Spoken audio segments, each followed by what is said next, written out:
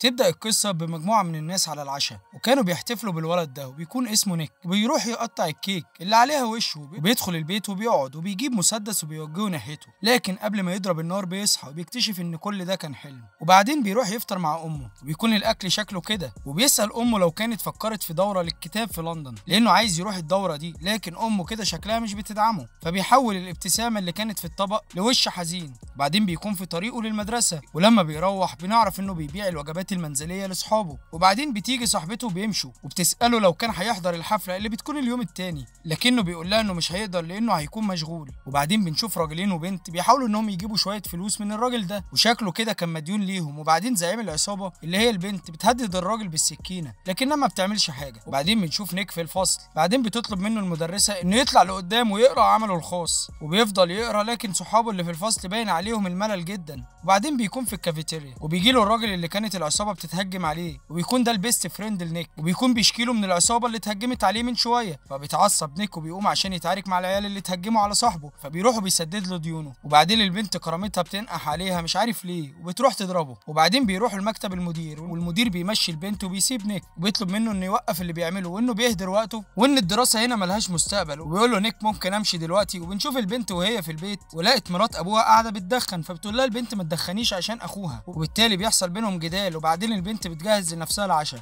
وبيسالها اخوها لو كانت هتخرج الليله، فبتقول له فبيبان عليه الحزن. وبعدين في بيت نيك بنشوف ان صاحبه جاله وبيضايقه بالكلام عشان اتضرب من البنت، وبيساله نيك عن نفس الحفله، فبيقول له نيك اقسم بالله مشغول وانه بكره رايح لندن عشان برنامج الكاتب ده اللي امه مش راضيه عنه لكنه هيعمله برضه. وبيقولوا ان امه على طول بتحاول تتحكم فيه. وبعدين بنشوف البنت بتدخل العربيه دي مع البوي فريند بتاعها، وبيكونوا في طريقهم لسرقه محل مجوهرات، وبتكسر الازاز وبتاخد المجوهرات وبتجري على العربيه، وصاحبها بيسوق العربيه. واليوم التاني بتستعد للمدرسه مش عارف ازاي وهي لسه سارقه محل مجوهرات، وبيسيب صاحبها الشنطه بتاعته اللي فيها المجوهرات معاها، وبترفض في الاول ولكن بتاخد الشنطه في الاخر. وبعدين الولد بياخد التليفون وبيتصل بالشرطه وطلع ندل قوي. وبنشوف البنت بتشيل الشنطه في الخزنه بتاعتها، ولما بتقفل الخزنه بتلاقي الولد ده بيبص لها بصات غريبه، ويكون ده الولد اللي كانت بتضربه في الحمام صاحب نيك. وبعدين بيجي راجل الشرطه وبيفتح الخزانه وبيلاقي الشنطه اللي فيها المجوهرات واخدوها. وبعدين بتتصل بصاحبها من المحطه دي وبتساله ازاي الشرطه عرفت، بتقول له انها كمان هتعتني بالشنطه. وبعدين بتمشي من المحطه، وبعدين بتفكر بذكائها وبتكون متاكده جدا ان الولد اللي ضربته في الحمام هو اللي عمل كده فيها وهو اللي فتن عليها، وبتكون جاهزه للانتقام منه. وبنشوف هنا البيست فريند بتاع نيك وبيحضنه، وبيرجع نيك للبيت وبنعرف ان امه اكتشفت تذاكر السفر للندن، وباين كده ان شركه الطيران اتصلت علشان تعرفه ان ميعاد الطياره اتغير، وبتواجهه امه عشان كده فبتاسف لها. بيقولوا ان كان بيحاول يوجهها بس، وبغض النظر عن اللي هي قالته لكنها اتصدمت لانه كان هيمشي من غير ما يقول ولا كلمه، وقالت انها حاسه انها عايشه مع واحد غريب. ونيك راح لغرفته وبيحضر نفسه عشان يمشي، واخد الساعه وحطها في جيبه. وبعدين بنشوف صاحبه وهو ماشي المشيه الغريبه دي، وفجاه حد بيضربه، بتطلع العصابه بتاعه البنت وبتضربه ضرب جامد، وبتكون عايزاه يعترف على انه اتصل بالشرطه مع انه ما عملش كده، لكن مع التعذيب بيقول لها انا هقول لك مين اللي عمل كده، وبيتهم صاحبه نيك وطلع ندل هو كمان. لكنهم ما بيكتفوش بكده، بيسحبوه في الارض كده كانه كلب، وبيقول له صاحب نيك انه هيمشي من البلد دلوقتي. وبكده بتكون البنت صاحبه العصابه مش هتلاقي حد تضربه، لكن لسوء الحظ الرحله بتاعه نيك بتتاخر، وبالتالي بيكون في الحفله وبيسال صاحبته لو عايزه تروح لندن، وبعدين بيحدف عليها تذكره الطيران وبيقول لها تستمتع بوقتها. وشكل الكلام اللي قالته امه اثر عليه، وهو مروح بتيجي عربيه وبتطارده وحدفوه كده في حفره، وبتطلع البنت والعصابه بتاعتها وبيضربوه، وبيخرج صاحبه من العربيه وبيحاول ينقذ صاحبه بس مفيش فايده، وبيفضلوا يضربوا فيه ومن كتر الضرب بيموت، وبيرموه في الحفره دي العيال المجرمين دول. وبتكون الساعه بتاعته وقعت منه على الارض بس محدش ملاحظها. وبصراحه كده الولد ده صاحب نيك ندل جدا. وبعدين بنشوف البنت رجعت للبوي فريند بتاعها الندل ده اللي هي مش عارفه انه ندل، وقالت له انها قتلت الولد اللي باعها، وعشان هو عارف ان مش هو فبيسالها ليه جت عنده، وهي عارفه انه في حاله افراج مشروط. ومشيت من بيته وكسرت كده شويه حاجات من ورشته وبسيته بوسه كده بتسخر منه ومشيت من عنده. وفي اليوم التاني بنشوف انها بتحرق لبسها بتاع امبارح. والمفاجاه هنا ان نيك ما ماتش، وبيخرج من الغابه وشكله كده نضيف، وبيروح للمدرسه وبيقعد في فصله. لكن بيكون في حاجه غريبه جدا، هي ان مفيش حد شايفه، لكن بيسمع كل اصحابه، وبيتفاجئ لما بيشوف ان اصحابه بيفضلوا يتكلموا عليه بطريقه وحشه، وحتى صاحبته بتشارك معاهم وبتقول عليه انه دايما كان بيحاول يخلي نفسه مهم، وللاسف بيكون كده صاحبته واصحابه اندال. وبعدين بيروح لمكتب المدير وبيحاول يمسك التليفون وبيتصل بامه، والمدير برضه مش بيشوفه، وشكل كده نيك بقى جون سينا. وبعدين بيصرخ لامه عشان تسمعه، وكانت بتكلم المحققين عنه لكنها مش بتسمعه برضه، فبيجري للبيت وهو في طريقه للبيت بتدوس عربيه، لكن مش بيحصل له حاجه في الواقع. وبيرجع للبيت ولقى المحققين في البيت كله بيعملوا كل حاجه عشان يلاقوه، وعشان يخرجوا امه من يأسها قالوا لها انه مات، وده اكيد خلاها حزينه جدا. وبعدين بيفضل يتمشى في الشوارع وهو حزين، والمحققين بدأوا يوصلوا لمعلومات مهمه، وراحوا اتكلموا مع مدير المدرسه وقال لهم انه تعارك مع بنت اسمها اني، وبيروحوا لبيتها. وشكل كده واحد من المحققين عرف اني، لان لما كانت صغيره ابوها كان ظابط وراح لها عند السطح وسالها قال لها كنت بتعملي ايه في الوقت اللي اختفى فيه نيك، وفضلت تكذب. لكن المحقق اكتشف كمان ان اني ضربته، لكن مش بياخدوا منها اي اجابات. وراحوا شويه متطوعين للغابه عشان يلاقوا جثه نيك، واتصلت اني بصاحب نيك، بالمناسبه بيكون اسمه بيت، ويسمعهم نيك وبيكون باين عليه جدا انه مريض. فبيروح لغرفته وبيلاقي مامته بتمسك حاجاته وبتكون بتقرا في قصيده هو كان كاتبها، وبيقف عليه الطائر بتاعه وبيمسكه نيك، لكنه بيختفي فجاه وبيكتشف انه على قيد الحياه، وبيجري على طول على الغابه في المكان اللي تم رمي جثته فيه، وبيحاول يتواصل مع فريق البحث عشان يلاقيه، لكنه بيفشل. لكن الكلب ده بيجي ناحيته كده وكانه شايفه، لكنه بيكون بيدور على ساعه نيك وبيلاقيها. وبعدين بيت بيقول للعصابه انه هيبلغ عليهم، فبيقولوا له انه لو بلغ عليهم هيروح السجن هو كمان. وبيكون نيك بيسمع الحوار ده، واني دلوقتي راحت بيتها علشان تاخد شنطه هدومها علشان تهرب، لكن اخوها الصغير بيسالها لو هتمشي بعيد ومش هترجع ابدا زي امهم، وكان بيقول الكلام ده وهو بيعيط. بتقول له انه ما يكونش زيها ابدا. وبيدخل ابوهم الغرفه بيقول لها انها تمشي، وبتقول له انه لو حصل لاخوها الصغير حاجه فوقتها توريهم العين الحمراء، وبتمشي من البيت. وبعدين نيك بيكون واقف قدامها وبيكون بيتكلم وبيقول لها ان عائلتها وحشه، لكن ده مش مبرر اللي هي بتعمله. بعدين بنلاقي ان البحث في الغابه عن جثه نيك بيكون مكثف،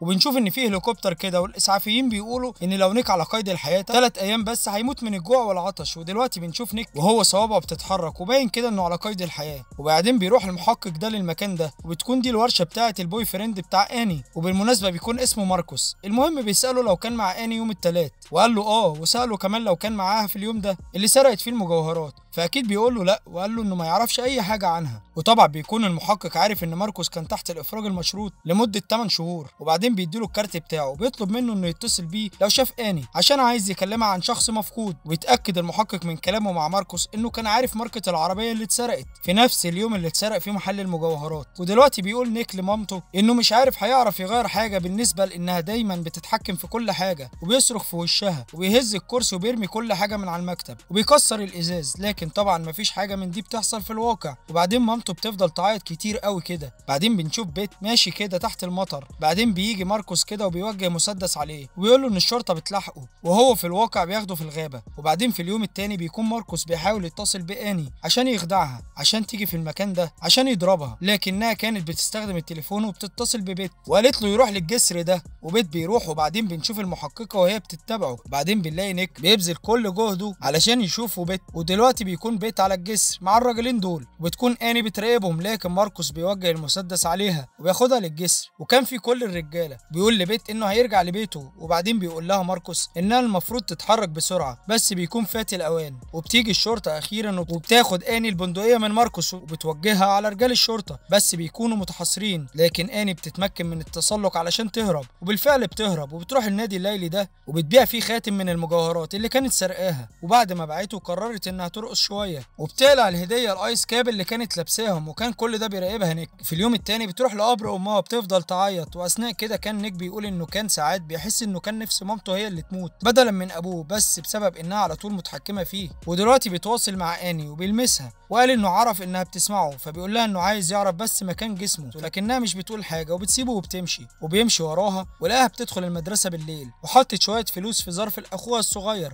في خزنه الملابس بتاعته. فبيقول لها نيك تاني انه بيحتضر خلاص والوقت بيخلص، وانها الوحيده القادره تنقذ حياته. وبيكون صوته في مخها وبيصرخ باسمها، فبتلف مش بتلاقي حد وبتكون يائسه، فبتروح تستحمى. وفي الاثناء دي جثه نيك اللي في الحفره بيفتح عينيه، ونيك دلوقتي بيبقى نايم جنب اني في ملعب كره السله، وبيلمسها وبينادي باسمها وبيتأخر شوية في النوم، فبيصحى متأخر بعد ما مشيت آني. وبنشوف آني في بيت نيك وبتشوف صور قديمة، ونيك بيحس بالحنين للماضي، وللأسف شكل الاتنين وقعوا في حب بعض بالرغم من إنها ضربته في أول الفيلم، بس هو بيحبها وبيكون مبتسم وجسمه بيتحلل في الحفرة. وبتدخل أم نيك وبتقتل كل الرومانسية دي، وبتخرج آني من بيت نيك وبتروح الغابة وبتروح للحفرة وما بتلاقيش جثة نيك. وقال نيك لآني إن كان في شخص موجود هنا حرك جسمه وبتشك في بيت، فبتفضل تضربه، فبيعترف إن هو وماركوس حركوا جثة نيك. وبعدين بتوقع ماركوس في كمين في العربية وكانوا قدام مركز الشرطة، وبعدين ودته الغابة وخلته يركع ليها وبتوجه المسدس ناحيته. وبعدين بينتقل المشهد لبيت وكان نيك بيتوسل ليه لكن بيكون مش سامعه. المهم أثناء كده بيت بيكون في مرحلة انتقالية، بيكون برضه مش ميت لكن برضه مش على قيد الحياة، وبيكون عارف يشوف نيك وبيتكلم معاه كمان. المهم بيسأل نيك بيت نقل جثته فين، وفي نفس الوقت بتسأل آني ماركوس نفس السؤال واللي بيجاوب عليه نفس الإجابة. وبيدخل الغرفة والد بيت وبيلاقيه بالمنظر ده. وفي نفس الوقت بتمشي آني وبتضير وشها عن ماركوس عشان تدور على جثة نيك، فبيروح ماركوس الكلب ده بيضرب عليها النار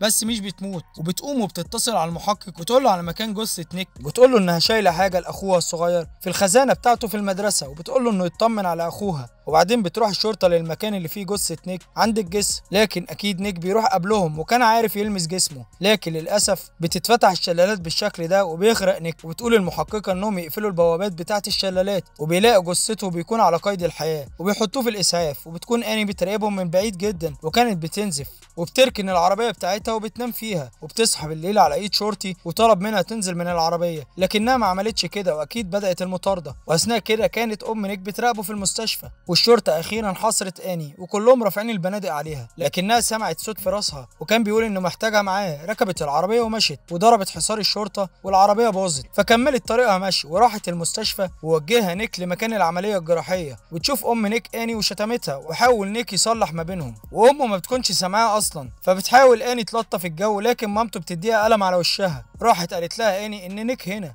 وانها بتسمعه وبتحس بيه، وعلشان تصدق مامته الكلام ده بتتكلم آني زي كلام نيك وبتقول لها لما كانت في غرفته وبتقرا القصيده اللي كتبها. ومامته بتسال آني هي عايزه ايه دلوقتي، وبتقول انها عايزه بس تشوف نيك وانها ممكن تساعده، لكن مامة نيك بترفض وبتترجاها واخيرا بتسمح لها. ولما بتدخل بتعتذر له وبتطلب منه ما يمشيش، وبتخلع السلسله بتاعتها وبتحطها عليه وبتحضنه. ولما بتعمل كده بيفتح عينه وبتختفي روحه اللي مش مرئيه، وبينادي باسمها وبيقول لها انها نجحت في انقاذه. وبعدين بنشوف اخوها بيلعب بطياره لعبه، وبيظهر نيك وبيكلم اخو آني وبيقول له ان اخته ماتت، وبيقول نيك انهم المفروض يرسلوا ليها رساله وتكون رساله اخوها صغيره، فبيكتبها نيك على الطياره. وبيخلص الفيلم هنا. سلام.